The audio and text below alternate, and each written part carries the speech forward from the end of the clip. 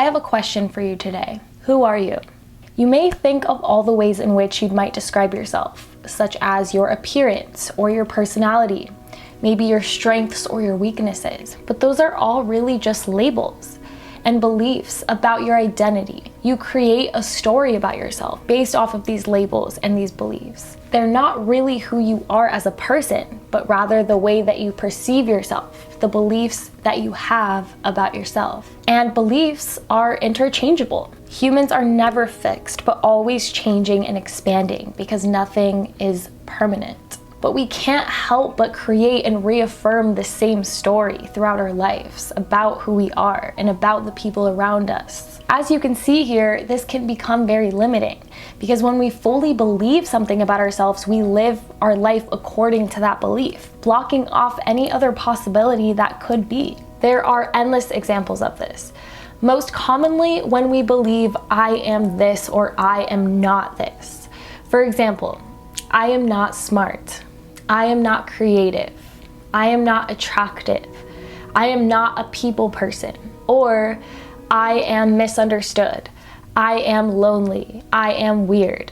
Or I am not meant for this. I am not meant for that. The list goes on. There are endless examples of beliefs that we form about ourselves, and we become so attached to these beliefs, they become so hardwired that we don't realize that we are living our life according to these beliefs, whether we actually want them to be true or not. But if you remove all of these labels and all of these attachments and beliefs, who you really are at your core is just a human being, just a soul, just a person. Therefore, you're not actually any of those things.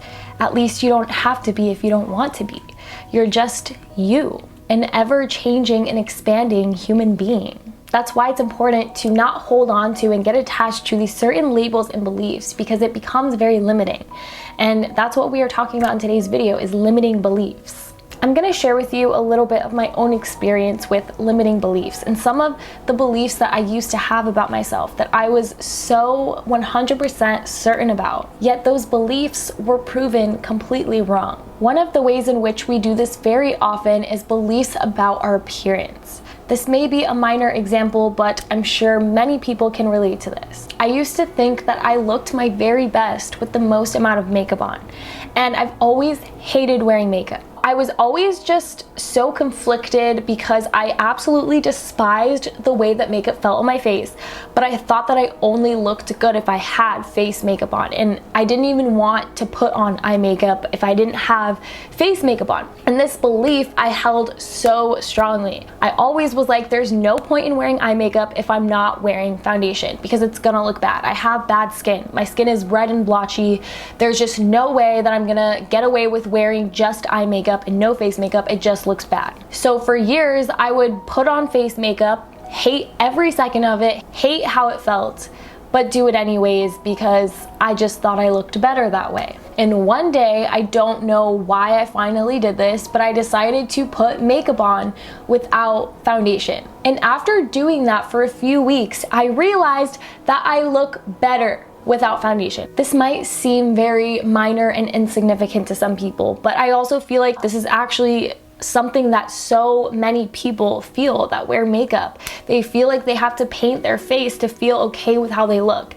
And they're so attached to this version of what they look like with that stuff on their face that they can't dare to let it go. And here I was struggling for the past few years, wearing foundation on my face, never liking how it felt, but thinking, fully believing that I looked better that way, when in reality that was just a perception of myself. That was just a perception of how I looked. That was just a belief. It wasn't reality, but I made it my reality. I believed it so hard that I believed that that was the reality. And that's what we so often do with so many things. We are so attached to this certain belief. We believe it so hard. It's so ingrained in our subconscious that we can't even see outside of that frame of thinking. Okay, one more example and then I swear I'll move on. I really want to talk about this. Another limiting belief that I always had my whole life was that I am not creative. And I always just felt like I was less than creative people because I wanted to be creative, but I fully believe that I wasn't. I was not born creative, therefore I will never be creative. Do you realize how limiting that is? That's so limiting to just believe, to fully believe something about yourself. You are creating that reality for yourself. Because I believed that so hard, did I ever try to create anything? No. Or if I did draw one thing and it sucked, I would be like, yep, I'm not creative, I knew it. And your mind looks for ways to stay in that familiar known. Your brain doesn't want to engage in activities that are unfamiliar because it doesn't know the outcome. So it looks for ways to reaffirm that reality. That's why a lot of people will try something once and be like, yep, I knew I wouldn't be good at that. And it's like, you tried it once. Like, what do you mean? Like, you really just can't help but laugh when you look at these beliefs sometimes and when you really see them for how limiting they are. Anyways, now I dance with creativity so often that it's one of my favorite things to do, but I realized I'm just creative in different ways, such as creating content. Also creating music. I've always been the biggest music lover, but I fully believed that I will never make music because I'm not creative. I will always be a listener of music. I will always be the one enjoying music, but I will never be the creator of music.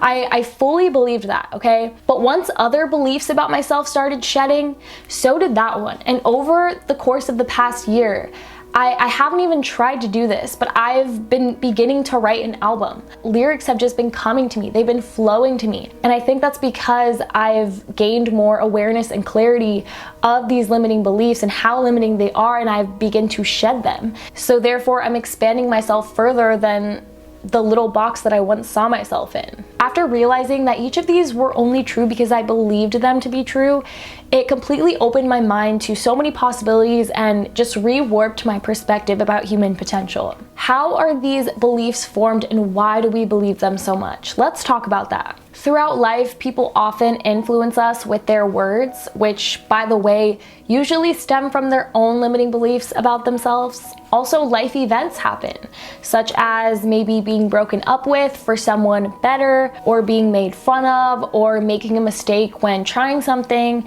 And when these various life events happen, they create beliefs that enter into our subconscious, and our subconscious is far more powerful than our conscious mind. What does that mean? Well, your subconscious is the part of your brain that stores all of these memories, thoughts, beliefs, patterns, and you don't even realize it because it's subconscious. That's what subconscious means, is you're not aware of it. You don't realize that you are living your life according to these beliefs and patterns that are kind of ingrained and locked into your subconscious. And that, my friends, is why beliefs are so powerful. If your brain was influenced at some point to believe something, it's going to continue to stay in that known and reinforce that reality, creating a cycle. For example, you may believe that you are a shy person, and because you believe so strongly the story about yourself, you attach it to your identity. And when you're around people, you may hold back parts of yourself more, or you might not say the things that you want to say. That doesn't mean that shyness isn't a real thing that people genuinely struggle with.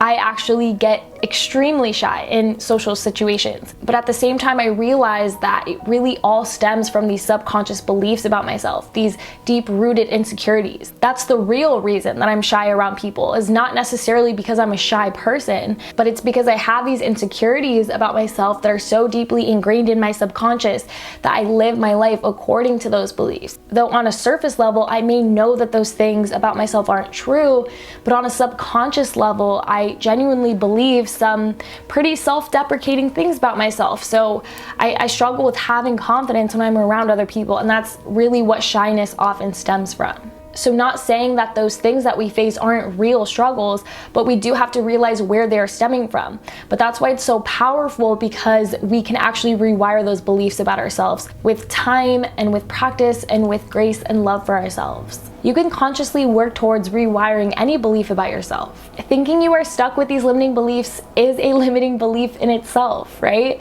So it all starts with knowing and believing that you can change these beliefs, right? Going back to the power of belief. I believe the first thing that allowed me to start transcending beyond this identity that I believed that I was when I read this book called Mindset. And the foundation of this book is basically just about having a growth mindset versus a fixed mindset. And what this book is about is that humans are not fixed to any particular trait or circumstance, and that humans can really be anyone that they want to be if they choose to. And so I think automatically reading that book already started shedding beliefs about myself. And I think that's what allowed me to start transcending that identity that I was so attached to. Not so much in a way that I sat down and was like, okay, I want to be more creative, but it just started happening. I think because I just started actually rewiring that belief. So the changes started happening in my reality. And then after that comes awareness, becoming aware of our thoughts and our behaviors and our patterns, just noticing them. Not necessarily reacting to them, but just noticing. Maybe you're around your group of friends and this thought pops in your mind that's like, wow, they must think I'm so boring. Just having awareness of that thought that just popped into your mind is already leading you down a path of rewiring it. And then breaking attachments to these beliefs that you have, not taking things so seriously. Life doesn't have to be so serious, okay? Life is a playground. When you start taking life less seriously, you start taking these thoughts and beliefs less seriously. You can even start to laugh at them. You're like, why did I just think that I was boring? Like, that's so stupid. That's so limiting. Then working through these beliefs. Why do I believe this? And is there a possibility of a different outcome? Does this have to be true? You could think this through in your head, or you could use a journal. And it's also a matter of what works for some people. Like, one person might want to actually really go in depth about this and do a whole journaling prompt, but for another person, it might just simply be the belief that nothing is fixed, everything is temporary, anything can always change. And that belief alone can just change everything for them. For example, you may think to yourself, I only thought I was shy because I get nervous around certain people. But if I work towards building self-confidence and having more security in who I am, then I will no longer feel that way. So therefore, it's not that I'm shy, I'm just being shy in this moment. That doesn't mean that I am a shy person. I'm just dealing with temporary shyness. And of course, there's the obvious of changing it with your actions. Of course, that's not always easy, but none of this really is easy. None of this inner work is always easy, but it's worth it. The healing is worth it to become the best version of ourselves, because we all deserve to feel happy and peaceful. When this way of viewing yourself in your life becomes more prominent than the ways you might have thought in the past, you will begin to change your perspective about yourself and about life, and no longer feel bound to limiting beliefs, but rather expansive and unlimited. Thank you so very much for joining me today. If this video added any value to you, then feel free to give it a like or a comment. That really helps support me in the YouTube algorithm, as I am a small creator at the moment. And also subscribe to my channel if you'd like to join me on my journey of healing and evolving my life. I have a burning desire to create a safe space for people where they can just feel safe, where they can come to learn and to grow and to bond with each other, and where we can all just become the best versions of ourselves and really heal from our past. So if you'd like to become a part of that, then feel free to subscribe, and I really hope that I see you in my next video. Peace, love, and blessings to you all.